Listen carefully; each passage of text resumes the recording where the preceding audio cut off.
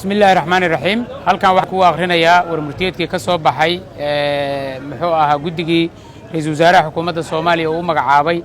in ay xal waara ka keenaan arrimihii ka dhacay magaalada Muqdisho iyo sidii loo soo celin lahaa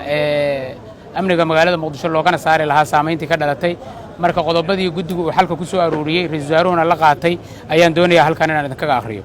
qodobka koowaad qodobada ay soo saareen guddigu waxa uu leeyahay kow in dhammaan ciidamada ku yimid xasaradihii ka dhacay magaalada Muqdisho dib loogu celiyo goobihii ay ka yimaadeen lagana saaro magaalada muddo 48 saac gudahooda oo ka bilaabanaysa 5 bisha shanaad 2021 oo ah maanta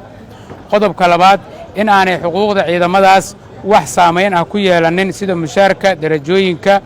iyo xilalka loona raacan wax ku saabsan qalalaasii ka dhacay magaalada Muqdisho qodobka saddexaad in si gooni ah loo xalliyo saraakiisha leh duruufaha gaarka ah sida darajooyinka mushaaraadka iyo xuquuqda kale ee ciidan afar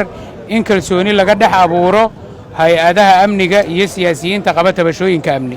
shan in ra'iisul wasaaraha xukuumadda Soomaaliya uu wareegto soo saaro uu ku farayo taliyaasha ciidamada qalabka sida in aanay ku milmin arrimaha siyaasadda b in aanay bixin amaro ay ka dhalan karto khalalaase amni iyo mid siyaasadeed lix in la magacaabo guddi khubaro ah ciidan ah oo kala taliya ra'iisul wasaaraha dib u habaynta ciidamada qaranka toddobo in aan ciidamada qalabka sida loo adeegsan arrimo siyaasadeed faragelinna lagu samayn sideed in dhammaan dhinacyadu ay joojiyaan ficilada iyo hadallada abuuri kara colaadda iyo nacaybka sagaal in la soo celiyo gaadiidka iyo hubka gaarka loo leeyahay ee lagu kala qaatay dagaaladii ka dhacay magaalada Muqdisho lana soo daayo dadkii loo xiray toban fulinta qorshahan waxaa mas'uul ka ah ra'iisul wasaaraha iyo xukuumaddiisa